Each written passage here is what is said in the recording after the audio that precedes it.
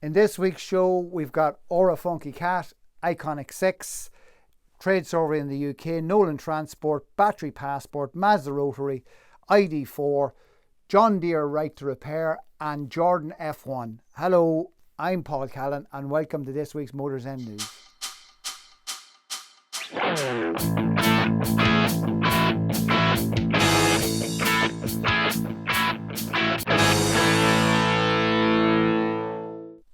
Aura Funky Cat is the new small car from China that's just been launched on the Irish market. I think this is the game changer. I think this is the start of the attack from the Chinese on the European car market. The company is part of the Great Wall Motors Group. The first dealers have been appointed in Ireland. Linders are the first dealers. They've got two products in the range. They've got a 300 Pro and a 400 Pro. The 300 Pro will do 310 kilometres on one charge, and the 400 will do 420 kilometres on one charge. The car is a premium small car, probably in competition with something like the Mini, that premium end product. Facial recognition technology, 360 camera, adaptive cruise control, and it's after receiving the highest score in its category in the European NCAP crash test results. So it seems to be a very high quality product, very top end, and it's coming in at 31,995 euros.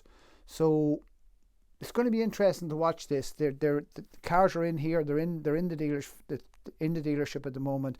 Other dealers will be appointed, but right now it's just going through Linders. Another car that received the highest score in its NCAP test was the new Iconic 6 from Hyundai. And this is interesting because this now is another sign of how the future of car design is going to go. This car is completely different in styling from the Iconic 5, but its floor pan or its platform that it's built on is the Iconic 5, and this is kind of a sign of things to come, where they're going to put completely different bodies on the same structures, the same platforms. This is the idea that platforms, due to batteries and ease of design, platforms will remain the same. But if we're going to put the pictures of the Iconic 5 up, and we're going to put the picture of the Iconic 6, completely different. And I really like the styling on the Iconic 6, and I think the back of the car's got, ingredients coming off various models of 911 Porsches, and I think it's done some lovely stuff, but completely different style car, but yet all the same car when you look underneath the body. In the UK, the Motor Ombudsman has done a survey among UK garages, and what they found out was that 90% of the garages are concerned about their costs, their operational costs. They've also discovered that 63% of customers are putting off essential work. So the survey of the workshops has come back to say that the cars they're getting in, they normally were getting them in earlier. They normally were getting them in a more preventative maintenance form, but now they're kind of getting them in as more of a crisis repair type situation, which obviously means people are putting off the normal maintenance and repair work that they would have got done. 49% say they're looking to try and not to pass on the costs to the customers, which probably means that 51% are going to pass on the costs. And again, like here in Ireland, right the way through the industry, right the way through the world, 43% say that it's very, very, very difficult to try and get an experienced technician. It's still a huge challenge in the industry to try and get skilled technicians, and I don't think that's going to fix itself anytime soon, if ever. Going across to the trucking industry, Nolan Transport in County Wexford has opened a new logistics facility. 12 million they've spent on this facility, 150,000 cubic metres of space.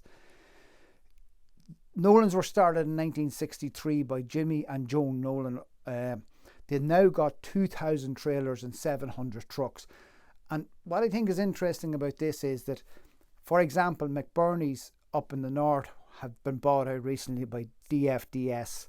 Now McBurney's were sitting at 1,390 trailers and 400 trucks. And DFDS, massive organisation within logistics and haulage, buying out what is relatively a small company to them, but in Ireland was quite a big company. But I think what Nolan are demonstrating is that they are not going to be bought out. They are a big player. Whereas if you look at the trucking industry in Ireland, some of the big, strong, what we perceived as big, strong names have gone, relatively speaking. Dixon's have been bought by an equity group. Callan Transport have been bought. So you can see now, and I think Virginia Transport have been bought out by an equity group as well.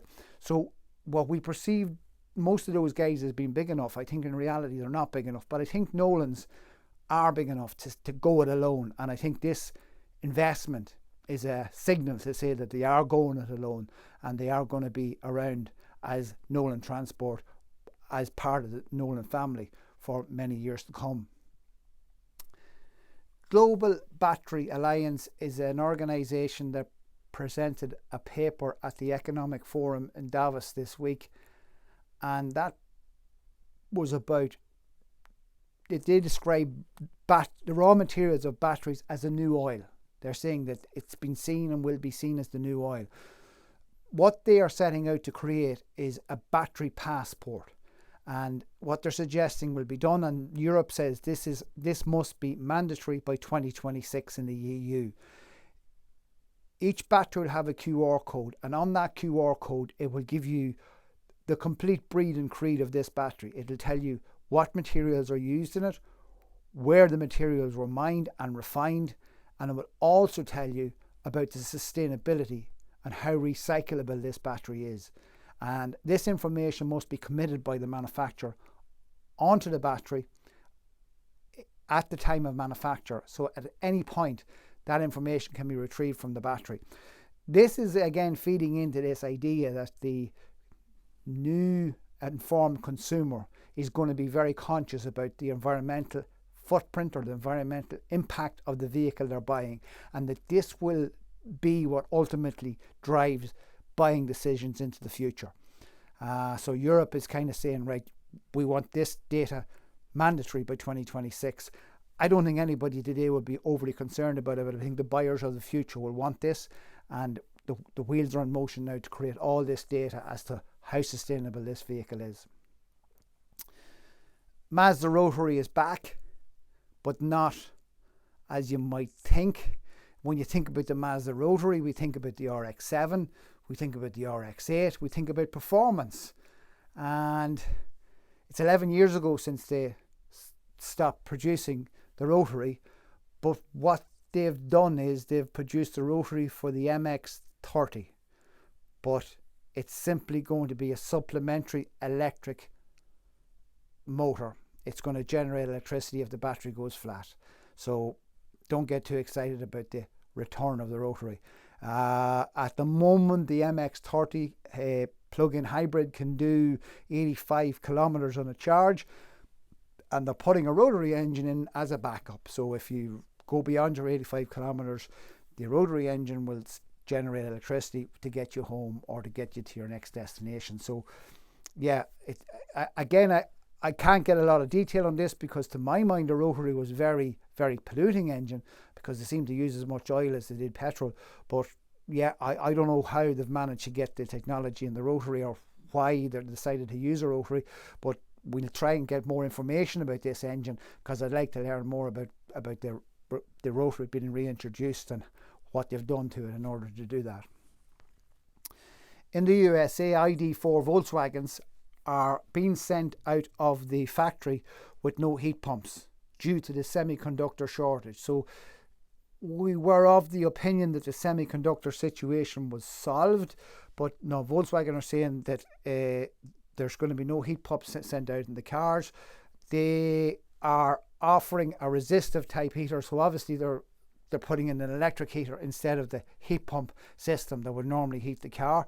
Same situation is happening with the Audis as well, and they don't know when they're going to have these back in production. So, you know, how mad is that? We sell you a brand new ID4, we put a temporary type of a heater on it, and we can't tell you when we're going to have the proper heater on the car for you. So goes to show how crazy the situation still is out there in the manufacturing world as far as semiconductors are concerned. A story we spoke about before, and it was all up in the air, was John Deere in the USA and the farmers' right to repair scheme. That the farmers in the USA were up in arms because they were buying new John Deeres, and they were being told when they were hitting service, maintenance, breakdown issues that the vehicle had to go back to John Deere, or had to be a John Deere service engineer to fix it. What was actually happening in the US was farmers were holding on to older tractors and not investing in newer tractors because it was simply unfeasible for them to meet these requirements that were being laid down by John Deere. So effectively they were saying, we've bought it and we want to repair it in the way that we would normally repair it, which was on our own farm ourselves. The last time we reported on this, there was I think there was a class action being taken against John Deere in the USA. Well, it looks like that they've resolved this, and it certainly seems now at this stage that John Deere is going to allow the farmers to access tooling, information and resources to diagnose. So it seems to be a complete 360 with John Deere on this one, and I think this is an interesting space to watch, because also in 2022 Apple developed a self-repair scheme which would allow the customer themselves to replace batteries, screens and cameras. So this movement is starting to get some momentum now out there as well. Probably it seems to be America's very active on this, and I think it's something that we in Europe need to really work hard on as well, because the manufacturers have been very much shutting down on access to information and access to resources and data in the last couple of years, and this is a big game changer, I think, but in America that's after been achieved in terms of the right to repair campaign. Deutz, staying with farming, Deutz, the tractor manufacturer, has produced a new engine. The engine can work on HVO biodiesel, it can work on hydrogen, it can work on compressed natural gas. So very, very versatile engine, and an engine that seems to be really capable of whatever comes down the track into the future. HVO is manure, cooking oil and fats and food waste. So that biodiesel, HVO diesel, is not using crop production to supplement the fuel. It's using waste materials effectively to supplement the fuel, and really seems like it's a way that a lot of agricultural implements should be powered going forward. But that seems like a really universal engine from Deutz that they've introduced. One last thing is Jordan's very first F1 car, the 191. If anybody has any interest in this and are of my vintage, you'll remember it. It's the 1991 car. It's the car that had this 7-Up colour scheme on it, and also Discover Ireland was on that car. And if you had any interest in motorsport around that time, there was an immense sense of pride to think that we had an F1 car on the grid. The car that Michael Schumacher used in the Belgium Grand Prix in 1991 is going up for auction. The car design engineer Gary Anderson, the car's going on the market. They reckon it's going to make something between 1.4 and 2 million euros, and it's going for auction in Paris on the 2nd of February. So if you're interested in that, get registering now and get your interest shown on that one. But the Jordan Ford 191 up for sale. That's it for this week's show. Thanks for watching. Like, comment and subscribe if you could, please. We put a bit of a shout out last week for a few comments. We got a few comments, appreciate that. I don't think there's any particular topic this week that really would provoke anything, but if there's anything you want to put down there, any comments you want to make, that's what we're trying to do. We're trying to generate a little bit of conversation within our industry, that's all. So if there's anything there you want to say, get it down there in the comments and give us a like, comment and subscribe. Thanks a lot. See you next week.